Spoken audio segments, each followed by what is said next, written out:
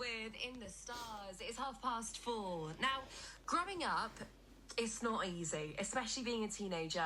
The years being 13 to 18 to 19 even, it is so difficult. Trying to figure out who you are, how you fit in, how to navigate friendships, family pressures, bullying. Can be so challenging at any age. A new book by Jersey author Warren Steventon explores exactly those themes. It's called Becoming Mike, and it follows a young character facing some of the struggles that many young people experience today, while highlighting the importance of resilience and self-belief.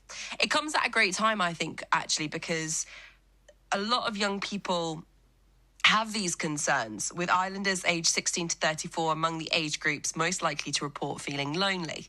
Jack Evans-Wrench caught up with Warren to talk about the inspiration behind the story. The story is called The Lion Origins, Becoming Mike, and it's a story about a young person who grew up in London and just navigating his life through different experiences. You've got Mike, who is the main central figure in the story. There's 7 family members within the story, and even though it's a story about family life and life experiences to begin with, the story is largely based around how Mike sees it and his perceptions.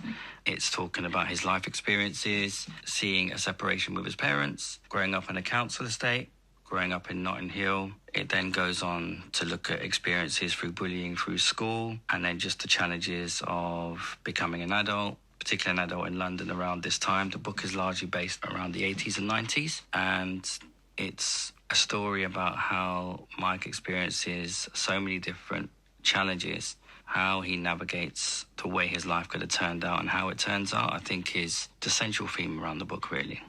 How was it tackling the themes of bullying, identity, and emotional shutdown, all from this perspective of a young person? I think it was quite a challenge, if I'm honest. I think some of the experiences within the book are lived experiences. So I think the way I navigated that myself, having to relive some of those experiences, but also putting myself in the position of Mike at that time, it can be quite emotive at times and challenging, but also I think it's important because they are very much real themes that a lot of young people live and experience today. There's 2 elements to it. I think one element is it shows young people that despite those experiences, it doesn't define who you are or doesn't put you on a particular trajectory where you should experience that your whole life. There's another side to it where it also shows there is an end to it and there is a way out, and how you navigate and come out the other side, I think, is really important. I'd be really curious to know what inspired you to write about these themes, and if there was anything in it that was based on personal experiences.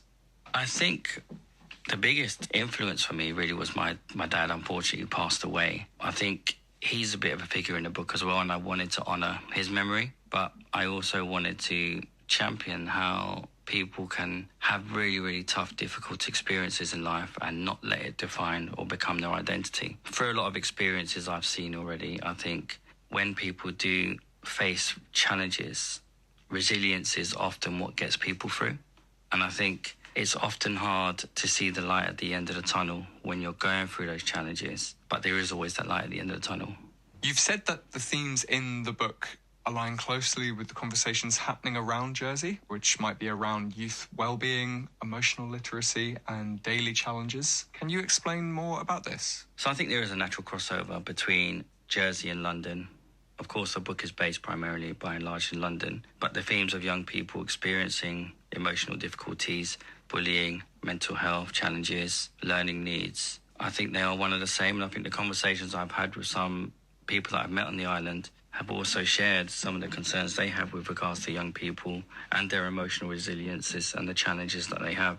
But I think the central theme really is about bolstering the well-being of young people, being able to have those difficult conversations and challenge them, and also teaching young people that they can navigate their ways through life where situational experiences are exactly that. They are situations. They're not long-term and they don't need to be. I hope that by having the book available here as well, that perhaps parents and young people can read it and realise that they are experiences that other people have as well, and just spark that conversation. We were actually talking yesterday about these new figures that have come out from 2025 showing that people aged 18 to 25 are the most likely age group to be lonely. Is this something that you feel you reflected in your book? In a way, I think it did, because I think becoming Mike and the character that he is, he internalizes a lot of things in life. He's very much an individual who takes a lead on a lot of things. Potentially could be seen as a little bit of a lonely figure, but that's more through just, there's parts in the story where Mike has had to learn to become trusting of only himself and not being reliant on other people. And I think there is a bit of a crossover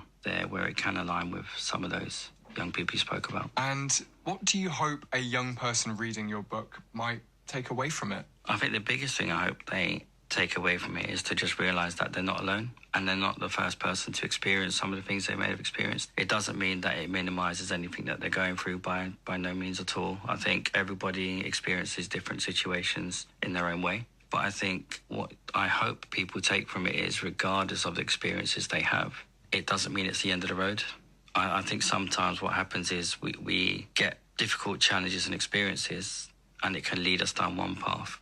And we can choose that path and then just lose ourselves, or we can meet it head on, challenge it and be open about it and realise that life does go on, and it doesn't mean to come across as patronising. I think it's a part of life that everybody does go through, but I think it's helpful for young people in particular to appreciate that maybe even older people can influence them and they can learn from them and appreciate that they have had experiences that they're going through as well. For anyone who is interested in reading the book, where can they access it? So this is available on Amazon. It comes as an ebook, so through Kindle. It's available via paperback or hardback. And I've just published, or going through the production stage at least, of it becoming an audiobook as well. I appreciate that not everybody likes to read. So I thought it would be a nice way to just also put it as a narrated version, which I narrated myself. So it will be coming available soon on audiobook.